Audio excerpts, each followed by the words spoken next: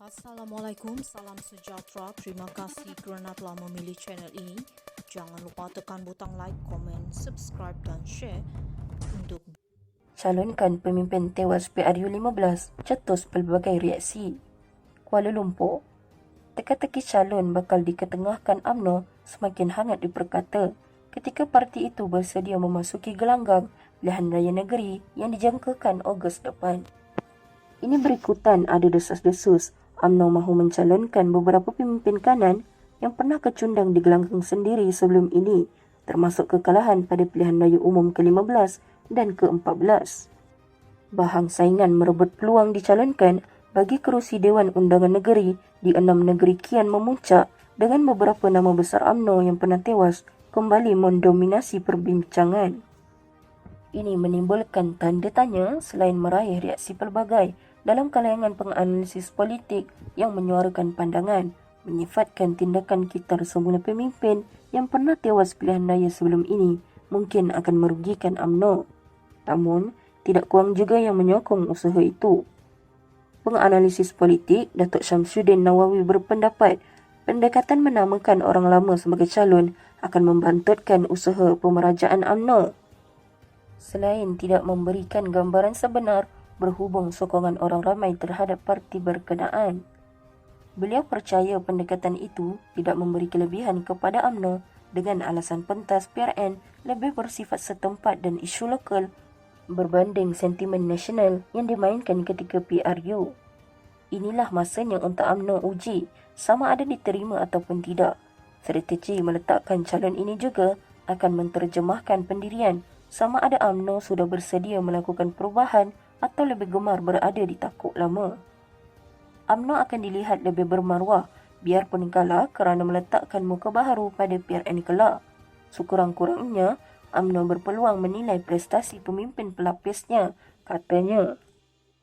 Beliau mengulas desas-desus UMNO menamakan beberapa pemimpin kanan parti itu yang pernah kalah sebelum ini sebagai calon pada PRN di Kedah, Pulau Pinang, Selangor, Negeri Sembilan, Kelantan dan Terengganu.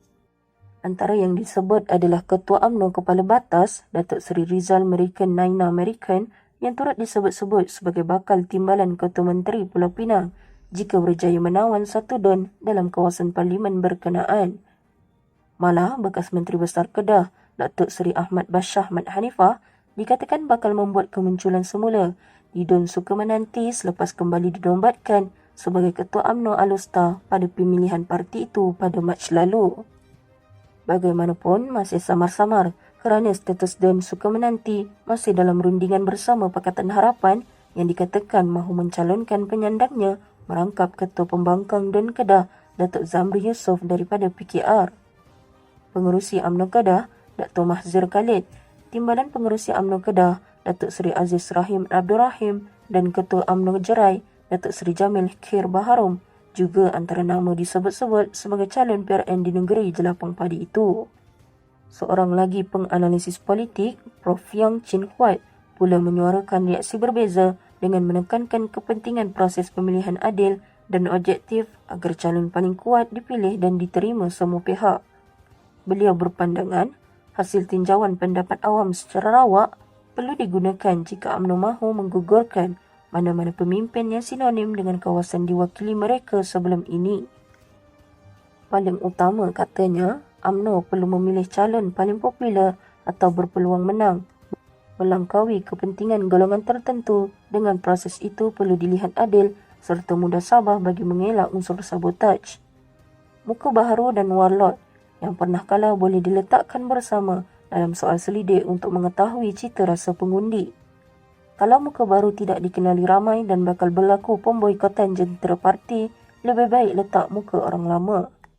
Sebaliknya, muka baru akan menarik perhatian pengundi dan menonjolkan imej tegar kepada UMNO. Namun, ada pengecualian iaitu calon yang dibayangi kontroversi harus dielakkan, katanya. Sementara itu, Rizal Merican ketika dihubungi enggan mengulas desas-desus berkenaan, sebaliknya akur kepada keputusan parti sama ada mahu menamakannya sebagai calon ataupun sebaliknya. Bagi Ahmad Bashar pula, beliau mengakui lebih selesa jika UMNO menamakan calon baharu di Don suka menanti kerana usianya yang melangkaui 70-an. Aziz Rahim yang juga bekas ahli Parlimen Baling enggan memberi komen berhubung cakap-cakap beliau akan dinamakan sebagai calon PRN.